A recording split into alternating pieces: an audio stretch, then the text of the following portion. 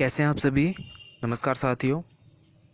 आज मैं आपको डाटा प्रोटेक्शन बिल के बारे में बताऊंगा और इसका क्रिटिकली एनालाइज करेंगे कि किस प्रकार से भारत में सबसे ज़्यादा प्राइवेसी का उल्लंघन होता है और किस प्रकार से विदेशों में प्राइवेसी का उल्लंघन होता है या नहीं होता है।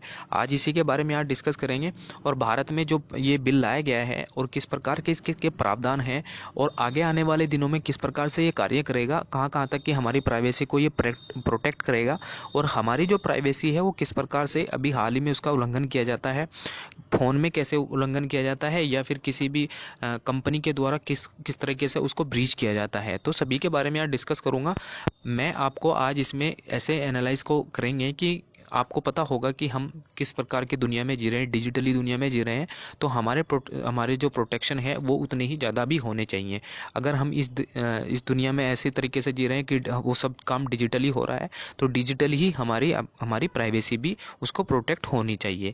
जैसे विदेशों में होता है, जैसे आप देखते होंगे अमेरिका के अंदर बहुत ज़्यादा सख्त कानून है डाटा प्रोटेक्शन बिल को लेकर। भारत के अंदर इतने नहीं है, लिमिटेड है, लेकिन विदेशों के अंदर बहुत ज़्यादा सख्त कानून है। जैसे आप देखेंगे अमेरिका में या यूरोप में ये सब प्रोटेक्शन या अपनी प्रोटेक्शन को बहुत अच्छे से फॉलो करते हैं। तो मैं आपको इसी के बारे में बताऊंगा। सबसे पहले मैं आपको बताऊंगा पार्लियामेंट्री सिस्टम के बारे में, किस प्रकार से हमारे देश के अंदर बिल को इंट्रोड्यूस किया जाता है और कैसे वो सेलेक्ट कमेटी को भेजा जाता है, फिर वो प्रेसिडेंट की साइन के बाद वो एक कानून बन जाता है, तो एक लॉ बन जाता है। सभी के बारे में आज आपको बताऊंगा। अब पहले मैं आपको बताता हूँ इसमें कि जो ये बिल है वो कैसे एक्ट बनता है। फर्स्ट स्टेज में क्या होता है कि राज्यसभा या लोकसभा में कोई भी बिल इंट्रोड्यूस किया जाता है तो फिर क्या होता है, उस पर वो सेलेक्ट कमेटी के बाद या जॉइंट कमेटी के पास भेजा जाता है। पहले इस पर डिस्कशन होती है, फिर वो उस पर क्या होती है, बहस होती है। उसके बाद फिर उस पर वोट होती है। वोट होने के बाद क्या होता है कि कभी वो बिल अगेंस्ट में हो जाता है। कोई जो सांसद होते हैं वो उसमें पार्लियामेंट मेंबर होते हैं, पार्लियामेंट्री मेंबर, तो वो क्या करते हैं, वो उसको बिल को पास करा देते हैं। कोई इसमें अगेंस्ट में वोट करता है, कोई इसके फेवर में वोट करता है। तो कभी वो बिल पास हो जाता है, फिर वो जाता है दूसरे संसद में, दूसरे दूसरे भवन में जाता है। उसके बाद वो वहाँ पर भी यही प्रोसेस चलता है कि पहले वो बिल को फिर रीडिंग होगा, फिर उसके बाद वो कमेटी को भेजा जाएगा। उसके बाद वो फिर बिल अगर पास हो जाता है तो फिर वो सीधा राष्ट्रपति के पास चला जाता है। फिर उसके बाद अगर वो रिजेक्ट हो जाता है तो वो बिल बिल वहीं पर कोलैप्स हो जाता है। तो ये यही प्रावधान ऐसा होता है कि अमेंडमेंट में भी यही चलता है और बिल जो कानून बनते हैं उसमें भी यही प्रोसेस चलता है। जब वो राष्ट्रपति के साइन के लिए चला जाता है वो बिल तुरंत एक कानून बन जाता है और वो फिर इम्प्लीमेंट सरकार के द्वारा गजेटेड में गजट ऑफ इंडिया के अंदर वो उसको निकाल देते हैं, इशू कर देते हैं। वो सरकार के द्वारा उसको इम्प्लीमेंट किया जाता है। इस बिल के साथ भी ऐसा ही हुआ है। पहले इस बिल की जर्नी को देखते हैं कि डाटा प्रोटेक्शन बिल क्या है, और पहले हम डाटा प्रोटेक्शन को जानते हैं कि डाटा प्रोटेक्शन क्या है, उसके बाद में हम बिल को देखेंगे।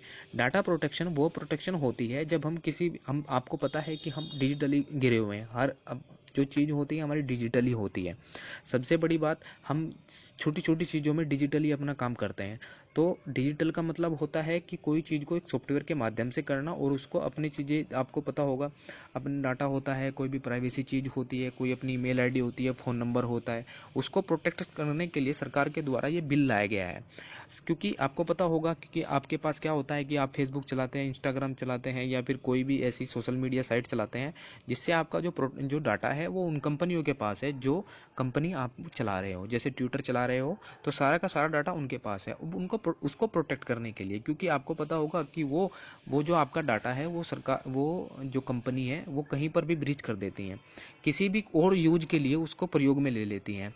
अब आप देखते होंगे जी, फेसबुक पर आपके आसपास के जितने भी लोग होते हैं उनका आपका फ़ोटो आ जाता है कि आप इसको फॉलो करिए, आप इसको फॉलो करिए। तो ये सब डाटा की ब्रीच हो रही है और उसका मिसयूज करते हैं और अपने अपने फेवर को बढ़ाने के लिए, अपने इंटरेस्ट को बढ़ाने के लिए वो डाटा को यूज करते रहते हैं। तो सरकार के द्वारा रेगुलेशन इसी प्रकार के लाए गए हैं कि हम इसको रेगुलेट करेंगे और कहाँ तक इस डाटा को हम यूज कराएं, इस प्रकार से वो इसमें नियम बनाए गए हैं। तो सरकार के द्वारा प्राइवेसी को भी देखा गया है, सारी बातें इसमें ड्राफ्ट में कही गई हैं, तो ये सब बातें इसमें देख सकते हैं। आप जानते होंगे कि डाटा के सबसे मेन इंपॉर्टेंट काम हो चुका है आज के टाइम के अंदर। आप जो दूसरे देशों में आप देखेंगे, जैसे अमेरिका है, यूरोप और अमेरिका के अंदर आप देखेंगे वो अपने डाटा को इतना ज़्यादा प्रोटेक्ट करते हैं कि किसी भी चीज़ को अगर वो अलाउ करते हैं तो सबसे पहले उसके बारे में जानकारी रखते हैं। हमारे देश में ऐसा नहीं है।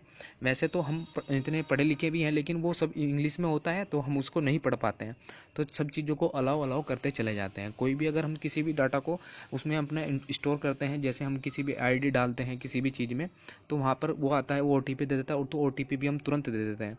उसके बाद क्या होता है, हम उसको अलाउ करते चले जाते हैं। जितनी भी सारी हमारे फ़ोन के अंदर इन्फॉर्मेशन होती है वो उस कंपनी के पास चली जाती है। तो ये सब बातें इसमें इस प्रोटेक्शन के लिए कही गई हैं। मैंने आपको डाटा के बारे में बताया, सिंपल सी बात है। अब अपने डाटा को प्रोटेक्शन करने के लिए सरकार के द्वारा ये बिल इंट्रोड्यूस किया गया है। अब इस डाटा की टाइमलाइन को देखते हैं कि किस प्रकार से ये डाटा सरकार के द्वारा इम्प्लीमेंट किया जा रहा है।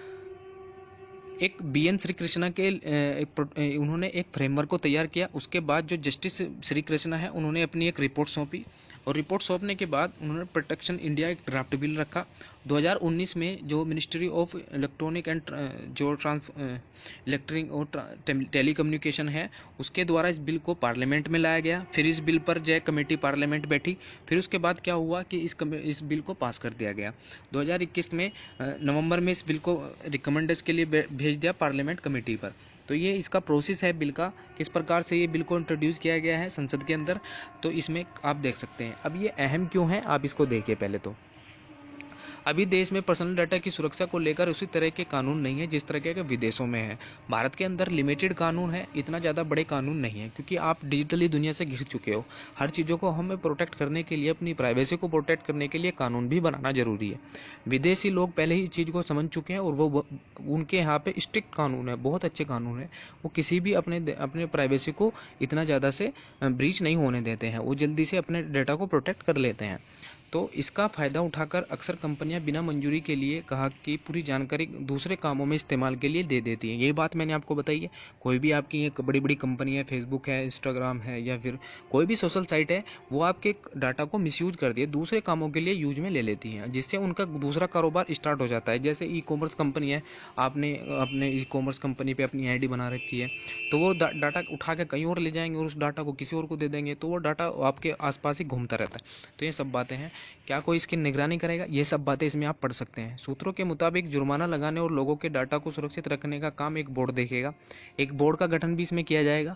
बोर्ड का क्या प्रावधान होगा, बोर्ड क्या काम करेगा, बोर्ड ये देखेगा कि किस प्रकार से डाटा कोई सी कंपनी या फिर कोई कंपनी किस प्रकार से उस डाटा को यूज कर रही है, कि वो कहाँ तक डाटा है। और दूसरी बात इसमें यह भी कहा गया है कि हमारा जो देश के जो जितना भी बॉर्डर है, बाउंड्री है, वहाँ तक विद इन एक उस बाउंड्री के अंदर ही वो डाटा हमारे देश के अंदर ही रहना चाहिए। क्योंकि आप देखते होंगे ये कंपनी है, सब बाहर की हैं, ये बाहर की कंपनी अपने देश में डाटा लेके चली जाती हैं, तो वहाँ उस पर मिसयूज करती हैं। तो हमारे देश के अंदर ही जब वो डाटा रहेगा तो हम उसका किस तरीके से भी उसका मिसयूज नहीं होने देंगे। तो सरकार के ये बातें इसमें कही गई हैं। अब इसमें जो बिना बताए आपका डाटा नहीं ले जा सकते, ये सब बातें हैं इसमें। और जो सरकार के जो एनालिस्ट है वो तो इसमें फेवर में वोट कर रहे हैं, लेकिन जो विपक्षी हैं वो इसमें क्या बात कर रहे हैं कि आप सरकार इसका डाटा मिसयूज करेगी किस प्रकार से, कि अपना वोट बैंक बढ़ाने के लिए, कि और किस प्रकार से उसमें कैंपेन में लाने के लिए, तो सरकार उसमें डाटा का मिसयूज करेंगी। तो वो सब पॉलिटिक्स है, उसमें नहीं जाएंगे हम। इसके सिर्फ प्रोविज़न को देखेंगे और हमारे जो इम्पोर्टेंट है उसको देखेंगे। सर्विस देने के बाद डाटा स्टोर करना गैरकानूनी होगा। सूत्रों के मुताबिक अगर कोई सर्विस प्रोवाइडर आपसे डाटा लेता है और उसको आपको सर्विस देने के बाद भी स्टोर करके रखता है तो यह गैरकानूनी होगा। इसमें आप देखते हो कोई भी आप रेस्टोरेंट में जाते हैं तो वहाँ पर आप डाटा रख देते हैं, आप अपना डाटा भर देते हैं, फ़ोन नंबर या मोबाइल नंबर, ईमेल ID वगैरह डाल देते हैं, तो आपसे पूछा जाएगा कि आपका डाटा स्टोर किया जाए या नहीं किया जाए। तो ये मेन इंपॉर्टेंट इसमें प्रावधान किए गए हैं, प्रोविजन किए गए हैं। ड्राफ्ट बिल में कम से कम डाटा लेने का प्रावधान किया गया है, यानी आपके डाटा की जितनी ज़रूरत हो उतना ही डाटा आपसे लिया जाए। डाटा स्टोरेज करने का समय बताना होगा, उसका किसी भी तरह इस्तेमाल पहले सहमति लेनी होगी। तो ये सब बातें इसमें प्रोविज़न में कही गई हैं। अब मैं आपको बताता हूँ डाटा प्रोटेक्शन है वो किस देश में कितने ज़्यादा स्ट्रिक्ट है और कितने ज़्यादा लो हैं, ये सब इसमें आप देखेंगे। इसमें कहा गया है कि ये जो हैवी जो आप इसमें जो ब्लू कलर के दिखाई दे रहे हैं, ये सबसे ज़्यादा हैवी स्ट्रिक्ट डाटा को प्रोटेक्ट करते हैं, अपने प्राइवेसी को सबसे ज़्यादा प्रोटेक्ट करते हैं, अपनी उल्लंघन नहीं होने देते। अब मैं आपको इसमें जो येलो कलर के हैं ये आप इसमें देखें मॉडरेट हैं, लिमिटेड, भारत के अंदर लिमिटेड कानून है डाटा प्रोटेक्शन के। लेकिन अब इस जो ड्राफ्ट बिल तैयार किया गया है इसमें थोड़ा सा ठीक हो जाएगा, इसमें अपने जो डाटा का प्रोटेक्शन है वो अपना ज़्यादा ब्रीच नहीं होगा और अपने जो डाटा है उसका प्रोटेक्शन हो जाएगा। और इसमें जो रोबस्ट है इसमें चाइना आता है। चाइना के अंदर इतना ज़्यादा प्रोटेक्शन होता है कि आप देख सकते हैं उनके जो डाटा है वो उनके ही देश में रहता है, क्योंकि उनकी खुद की जो कंपनी है वो उनका डाटा वहीं पर रखती है। जैसे अलीबाबा जैसी बड़ी बड़ी कंपनियाँ हैं और शाओमी जैसी कंपनी है, वो सब की सब डाटा को अपने यहीं पर रखती हैं, वो कहीं पर भी बाहर नहीं जाने देती है अपने डाटा को। और हमारे देश में बड़ी बड़ी कंपनियां बाहर से आके यहाँ पे कारोबार कर रही हैं और वो अपना डाटा अपने देश में लेके जा रही हैं, तो हमारा डाटा हमारे देश में रहे, ये भी इसमें प्रावधान किया गया है। तो इसमें बातें मैंने आपको बताई हैं, सब बातें आप इसमें देख सकते हैं। अब यूरोप के अंदर एक जर्नल डाटा प्रोटेक्शन रेगुलेशन लाया गया था। इसमें क्या क्या प्रावधान है कि जो जर्नल डाटा है जितना भी उस यूरोप के अंदर आप देखते होंगे यूरोपियन यूनियन सभी के देशों की प्रोटेक्शन करती है। यही डाटा एक जर्नल डाटा प्रोटेक्शन रेगुलेशन है, उसमें सभी देशों का आ जाता है। लगभग 28 कंट्री हैं में सब के सब इसी रेगुलेशन को फॉलो करती हैं और बहुत ज़्यादा स्ट्रिक्ट तरीके से करते हैं, क्योंकि वहाँ के लोग सब पढ़े लिखे होते हैं, वो चीज़ों को देख के परख के तब जाके अपनी चीज़ों को अलाउ करते हैं। वो ऐसा नहीं जैसे हमारे देश में होता है कोई भी नोटिफिकेशन आया उसको अलाउ कर दिया और वो अलाउ करने के बाद हमारा डाटा समझो ब्रीच हो गया। तो वे सब बहुत ज़्यादा एजुकेटेड होते हैं, इस वजह से वो अपने डाटा को प्रोटेक्ट कर लेते हैं। तो ये सब बातें हैं इसमें, आप इसी में देख सकते हैं। बेगर रेस्पॉन्सिबिलिटी सब चीज़ें हैं इसमें, GDPR की, ये आप इसमें देख सकते हैं। अब मैंने जो इसमें बातें बताई हैं, आशा करता हूँ आपको ये वीडियो पसंद आया होगा। चैनल को लाइक और सब्सक्राइब करना मत भूले। आपकी परीक्षा के लिहाज से बहुत ज़्यादा इंपॉर्टेंट टॉपिक है, क्योंकि कहीं ना कहीं एग्जाम में आपसे ज़रूर पूछा जाएगा। UPSC हो चाहे स्टेट एग्जाम हो, किसी पर भी एग्जाम में ये पूछा जा सकता है। आप इसको ज़रूर तैयार करिए, क्योंकि इसके अगेंस्ट में भी आपको लिखना होगा और इसके फेवर में भी आपको लिखना होगा, और कंक्लूजन भी आपको इसका निकालना होगा कि हमें किस प्रकार से इसका निष्कर्ष निकाला जा सकता है। तो ये सब बातें आप इसमें लिखिए और अपने क्वेश्चन आंसर राइटिंग में बहुत अच्छे से आपको हेल्पफुल होगा, क्योंकि आपको इसमें डाटा के आधार पर आपको इसमें कुछ आंकड़े भी दिखाने होंगे किसी भी देश से रिलेटेड करके। जैसे आप इसमें दिखा सकते हैं GDPR के बारे में, जो जनरल डाटा यूरोप का है। जैसे आप अमेरिका का थोड़ा सा उदाहरण दे सकते हैं इसमें, कि वहाँ पर हैवीली स्ट्रिक्ट किया जाते हैं, जो उनके प्रोटेक्शन बिल हैं उनको अच्छे से इम्प्लीमेंट किया जाता है। तो भारत के परिप्रेक्ष्य में बता सकते हैं, चाहे फिर विदेश के परिप्रेक्ष्य में। तो ये सब बातें आप इसमें लिख सकते हैं। Thank you all of you, मिलते हैं अगले वीडियो में।